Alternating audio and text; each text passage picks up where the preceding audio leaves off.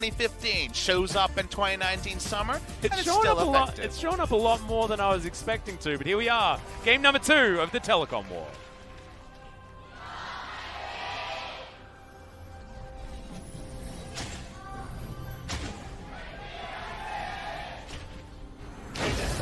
KT fans in full voice. KT fans feeling a bit nervous here as the turret plates are put in place.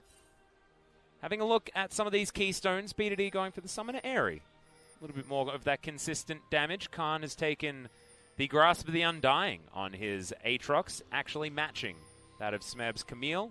When Azir gets outrange, I don't think there's any reason to go Electrocute. I actually like Lethal Tempo here. If you can proc it, then you actually get a lot of trade damage in when Zoe comes in with her portal jump. You can actually get quite a lot of damage in with the extra attack speed. So a lot of windows to talk about in the mid lane when it comes to the trading. Obviously after lane it's a bit different. It's all in versus poke. Otherwise, looking down the runes, Unsealed Spellbook from Effort. So he's got the creativity going. In fact, double Unsealed Spellbook from supports means that smite range is just that tad bit larger. Yeah. Sand Soldier's going to be set up here as Faker's going to take the champion that B2D attempted to take him down on in game number 1. And of course was successful. The only kill that KT got was of course B2D's Azir up against Faker's Corki at that stage. Faker's most recent Azir game was the 40-plus minute epic against IG at Rift Rivals, where he made that massive flank and almost found a way to salvage what seemed like an unlosable game for 100% crit Nico IG. The growth of information of what's going on in terms of rune choices, seeing if we find anything too spectacularly exciting. Shield Bash from Lux, pretty standard for your W auto trades. Yep. And I do like the fact that we've taken every precision first row rune as well. SnowFlower's trying to battle for the blue buff because it was big buff into big buff. Sejuani didn't go for a full topside clear, actually. Went for 2-camp clear, trying to get to blue and clear upwards. So definitely a little bit sad. And you can see Clid was actually able to come in there, steal that one away, and it will be a 3-buff going over. No vertical jungling to come down from UmTi as he was already on his wolf camp. So just an outplay from Clid.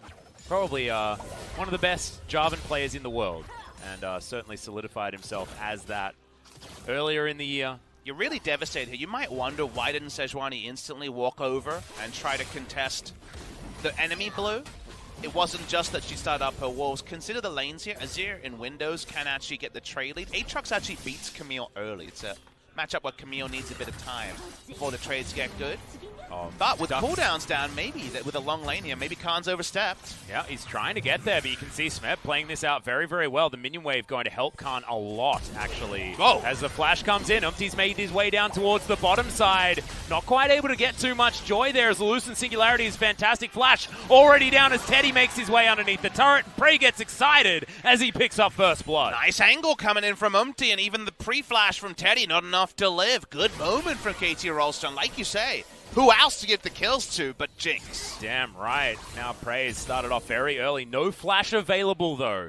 So Clid will have that opportunity on the bottom side as now B2D could be in trouble. Big shield coming in, but the trouble bubble landed. Great double knock-up though from Clid towards the end as Faker's going to get it with the last auto attack. Permafrost instantly cleansed. I don't know whether Faker necessarily needed to do that, but style points certainly on his side. Style points go a long way sometimes. Top side, we're seeing the trades. Usually Aatrox priority matchup early, but if either player misuses their biggest cooldowns, Q for the Aatrox, the hook shot for the Camille, there are windows to do a big amount of damage and potentially find a surprise kill.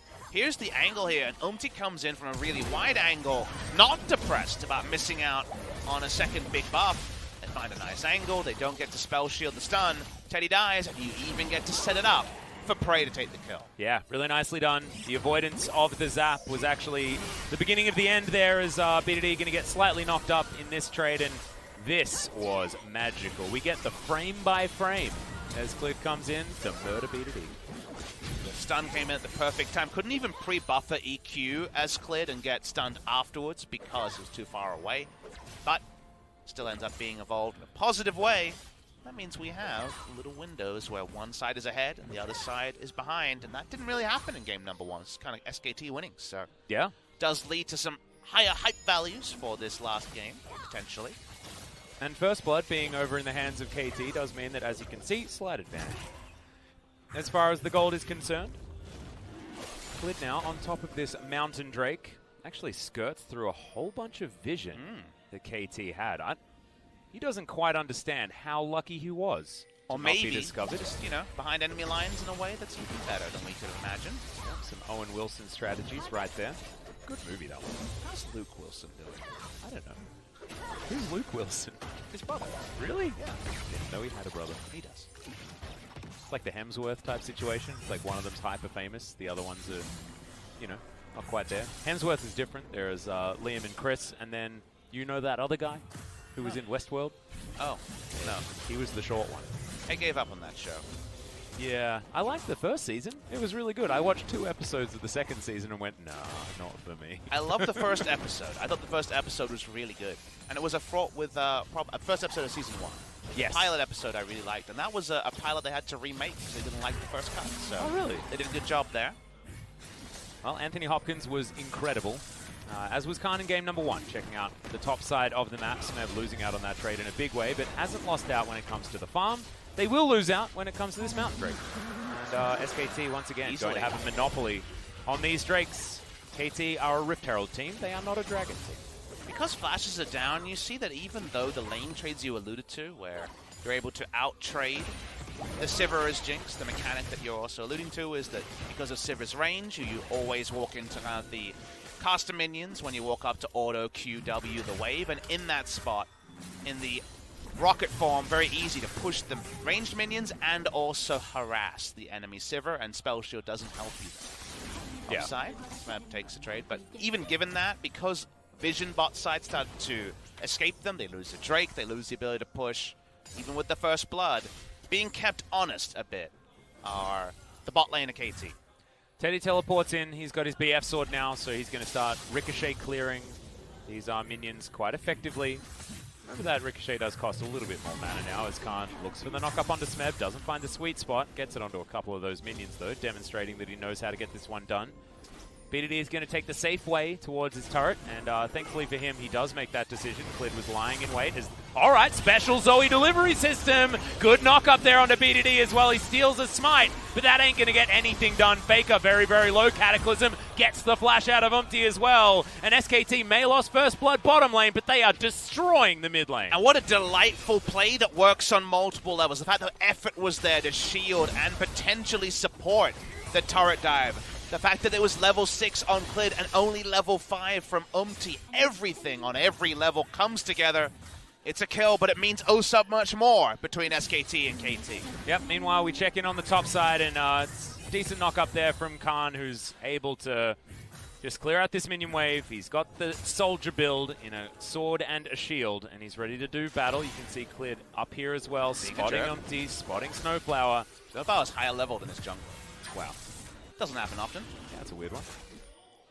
And it also doesn't happen often that a Jarvan can just walk up to 3 people and be pretty comfortable, but he's not that comfortable. That Paddle Star does find him, as Teddy's going to get some free mana delivered as those Flame Chompers go down.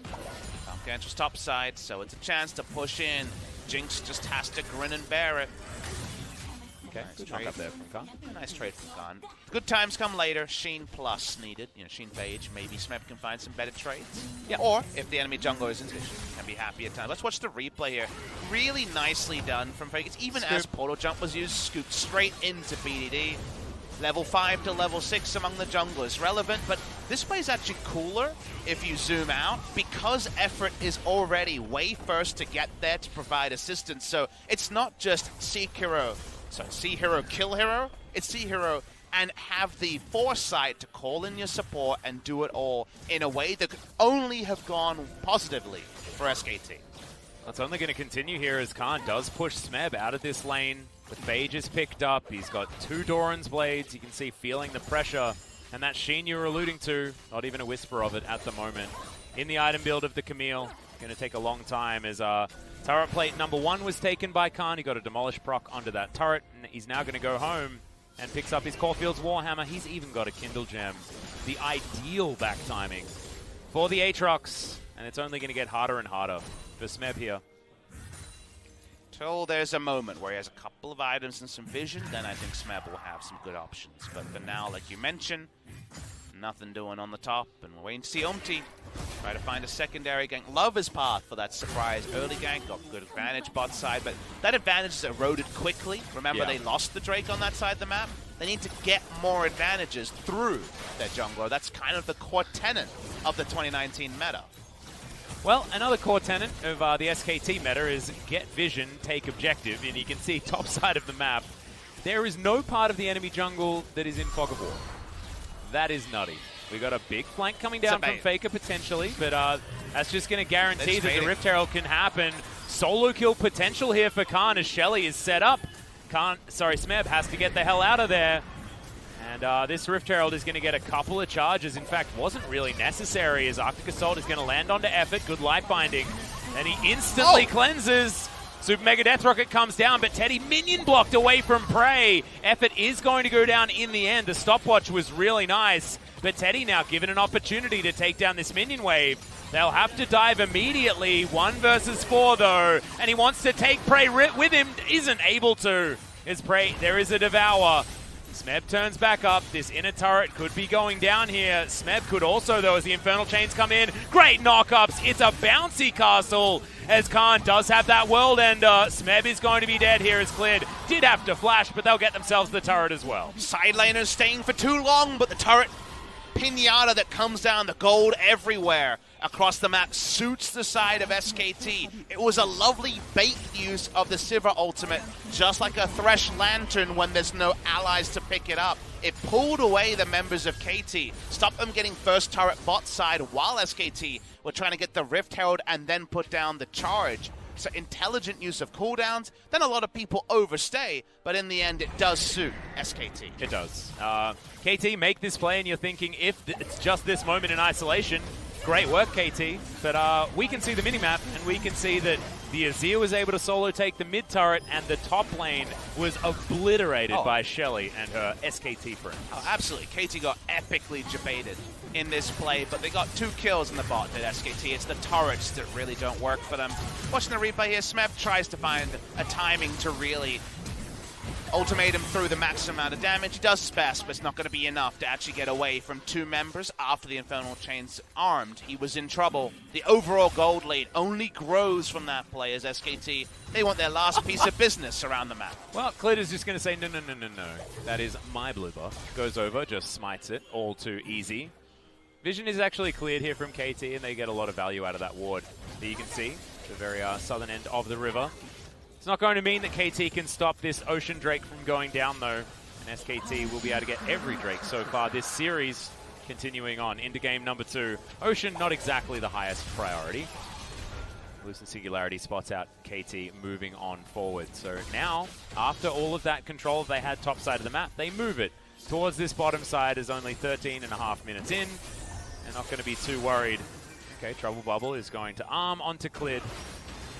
Too much more is going to happen there as PDD picked up a Super Soaker that was lying on the ground.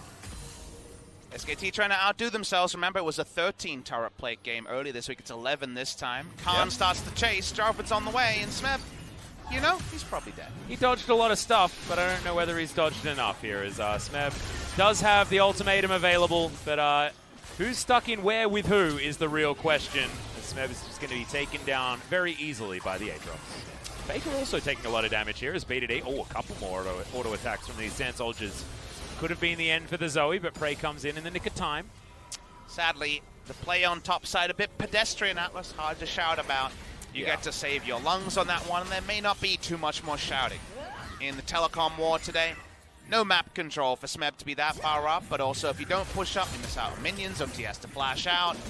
How do you reclaim map control, you ask? Well, you need the vision, you need to start laying it down, but they don't have gold for too much vision, and that just means they lose out on much more, and they can't afford to. They're a bit on welfare here. That's the problem, and this was KT that did manage to play around Prey in that early game. He's at 1-0-1, but that is double the gold gained by these turret plates. And that's all of them actually picked up. None of those plates were zoned away by KT. Nope. Every single one, all 11. Picked up by SKT, that just means they're rich, you know? Yep. They're doing well. They're doing well in the gold total. That was Kahn and Faker that picked up the majority of those. Mid and top did go over the Aatrox and the Azir.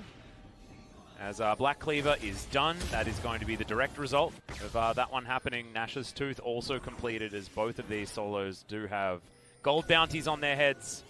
That's what happens. Things go well in one lane for KT, but they go well in multiple lanes for SKT as it's all being said and done. KT just unable to play that defensive game alongside the aggressive play towards the bottom side that we really liked coming out from UmTi and Prey and SnowFlower. But that was like kind of the only play from the entire series where KT Rolster actually put it all together. I think every other moment, there's been a gap in their playbook, whether it's micro, macro, or even in other ways. It just felt like they haven't been able to put it together, whereas SKT have kind of put in a consummate performance. Like, this is a very SKT series from when they're in form, but because that form is recent, you still have to say a significant uptick continues for them in the post-Rift Rivals era. It kind of plays into what we were mentioning, because a lot of people were asking me, as the Trouble Bubble does hit here onto Faker, a lot of people were asking me, what's wrong with SKT when they're on their losing streak? Very fair question to ask about. No, hold the point. Well, maybe it's a Glacial Prison that's the problem, but Clid says it's absolutely not. He's going to be able to put the piggy in the Cataclysm and then EQs his way out. And SKT now kind of wishing that KT had hung around, as B2D does have that Paddle Star set up. Finds Kahn with it, actually. Really good aim on this Zoe. Of course, B2D, one of our premier Zoe players. Underneath this turret, Faker does have the Sand Soldiers now. Trying to force the set TP up and ready to go. Exactly right. B2D down to half health. The World Ender in there. Kahn immediately exhausted as UmTi's going to go golden. And Faker just wants to take down this turret. Is unable to as KT use the teleport. Get Smeb in here. And they are going to be able to defend. And that's smart from SKT. They don't necessarily have to dive, but they have to get the TP answer. And that's what they get. So all teleports on cooldown after that, only maybe for some spellbook ones available. They can back away here. The moment Aatrox TP's down and Camille has a TP advantage, forcing Camille to teleport is a huge primary objective as she's about to come into her Trinity Force timing. You never want to leave her free time to potentially run the lane and run the game with how much split pushing and potentially dueling you can do as two-item Camille. It's only one item. The two second items come. Yep, and also Infernal Drake in 30 seconds time, so getting that teleport advantage away from KT will mean that SKT can move themselves to more of an option there. Especially when they're the one moving first already. Absolutely. With all the objectives they've already claimed. Yep, and what it sort of benefits reactive play as well, having that teleport available. That is a reactive tool. You just have Smeb on a side lane. And so now not going to have that option. KT going to have to play around this Infernal Drake, but 8 seconds, and it looks like KT not going to have that opportunity. In fact, SKT are here stealing away this blue buff yet again. Hextech Ultimatum comes in. Smeb just going to flash out of it, though. Bit of a disaster here for KT. And once again, it's the communication that we have a big problem with. Trouble Bubble not going to be something that they can utilize, as Lucent Singularity stops any of KT's members from moving forward. B2D with the portal jump. Meanwhile, on the bottom side, there's the flash in. Cataclysm. Everyone put in the baby cage. Huge knock-up now from Kahn as he's diving in onto the KT members. Huge scoop as Faker picks up the Tahm Kench. He'll make that a Smeb sandwich as well, as he's eaten well tonight. That is going to be huge damage, huge kills, and SKT will take an Infernal off the back end. Biding their time. It looked like a one-way ticket from Clid, but it's because Faker had pushed the minion wave and was ready to push KT Rolster further to the brink of the 2-0 victory to SKT. They can follow up the minion wave. This one's been prepped nice and early. It's coming out the kitchen red hot, and it's looking damn tasty. Yep, this is certainly a cook and show, Papa Smithy. We're seeing what they prepared earlier, and it's looking real comfortable here from SKT. Tutorial style, as Clid is the only one necessary when it comes to taking down this Drake. They'll have their cake. They will eat it too. Are we hungry? We're making a lot of food references. As okay, effort is in position. Faker shifts some sands, gets himself out. Clid already here, looking for that knock-up. Actually doesn't go for it just yet. The flash used very late. UmTi threads the needle, and Clid says, well, Pigeon Man, I'm sorry. You're on your own, and he's able to get out. Faker not so lucky. Clid tries to body block as much as possible, but Faker will go down for 1-1. That means that Baron is about to spawn, and you know what? There's worse arguments than running at Baron and seeing what could happen. UmTi's low health, but do they just YOLO it? The answer is no. Yeah, UmTi doesn't have enough of a health bar to work with there. 2 items done for both of our 80 carries, checking in there. Slightly better ones there for Teddy, as you can see. Essence Reaver as well as the Infinity Edge. Wants to get himself some attack speed, but right now, if he's able to get a few of these sneaky autos into a team fight, the Ricochet is going to be really hurting. Yeah, watch the replay here before we go over some other relevant items. Watch the map, the mini-map, which is what I was watching to start. Faker this entire time while they were posturing and have been pushing the minions, and the ult from Clid all in is to buy time to just use the ult for damage, not pushing him into his team, trying to push as many for damage. Kahn able to follow it up. Don't need to mince words anymore because you can see them just take them down. Budget time Kench available with the Mikhails done by Lux. Yep. And that window for KT to look at Baron seems like it was going to be a window shopping moment for KT. Yep, not an option there as Smeb. His teleport is coming up a little bit later than Kahn's. As we mentioned earlier, that teleport advantage that KT did have was given up, and now SKT are going to have that looming threat of the teleport available for themselves. SKT will have sole vision of this Baron area, but they will need to sweep out that ward. The pesky one. Cleanses up, so SnowFlower wasn't as risky walking up to that area. Trying to get those deep wards we know all about. TP flank from Kahn, about a minute 20 away from being threatened. A lot of teleports around the map coming up roughly the same time, but like you say, maybe a 20 to 25 second lead for SKT. Faker can do it over the pit and scoop away UmTi, remember? Yep. SnowFlower doesn't have Smite available with his spellbook. Nope. Effort doesn't either. Smeb's making his way in, but Kahn has found him. The Baron's just going to go down, but can SKT actually find a team fight as well? We're now talking about what SKT can get on top of the things they're already getting for free. And isn't it nice they can take a Baron like that was risk-free despite it being 21 minutes and everyone up because of how they approach it, the fact that Azir could goaltend and also do plenty of Baron damage. Delightful Baron from the side of SKT, and creative item choice by Clid. He has a frozen heart with no health behind it, really. And he's 008. That's 100% kill contribution, delivering all of that money to his team. Good guy Clid. His Jarvan is fantastic. It continues to be so as Faker just decides he wants to take a bubble. Why did he build a frozen heart, I wonder? Because there's a Jinx on the enemy team. Sure, but the item is non-standard, and it's just Jinx. Not, I mean, Camille attack speed is sort of relevant, sort of not. It's kind of a peculiar item. It is another one. Usually you see a Knight's Vow or some health or something like that. Frozen Heart's kind of strange. Let's have a lot of CDR on it. Yeah, I guess so. Maybe he thought he was playing TFT? I think it was very much I was building some parts of another item, and I was like, ooh, I could finish this. Yeah. Kind of moment. Perplexing. I don't think it's actually going to have very much sway on this game. 10,000 definitely gold is the lead, as 23 minutes on the clock means that, yeah, SKT are pretty far ahead. You'll need to be a genius to figure that one out, and KT now making the desperation play towards topside. Kahn has the world ender, but it's not the same one that it used to be. Oh, the world ending is over here. Yep, they are certainly trading up on this one, as 2 inhibitors will be traded for the Aatrox's life. And get your worths in the all chat. I think I heard Kahn from here say, "Remember me!" Yeah, exactly. As he died alone on the top side. His flash wasn't up, but he didn't need to flash. He had already done his job tanking aggro. One of the sub-jobs of any SKT top laner. We've been through a few. They all know. Yep.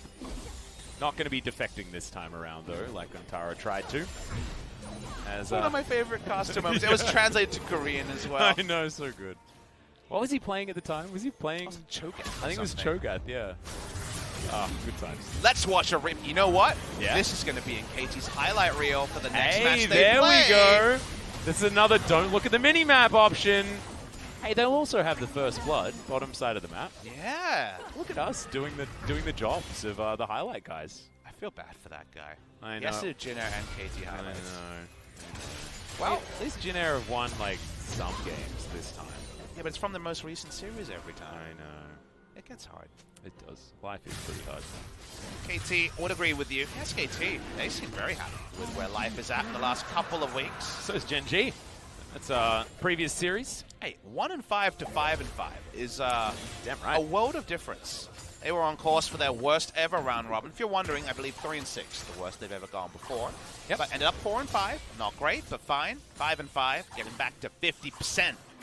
With a lot of 2-0s in a row is nice for them as well. Means the game score is actually going to be skyrocketing here. I believe -1 now, going to be back in the positives if they're able to win this game. And look, I don't think it's a very tall order to finish off a game 25 minutes in with a 10,000 gold lead. Faker now over the wall here, just abusing KT.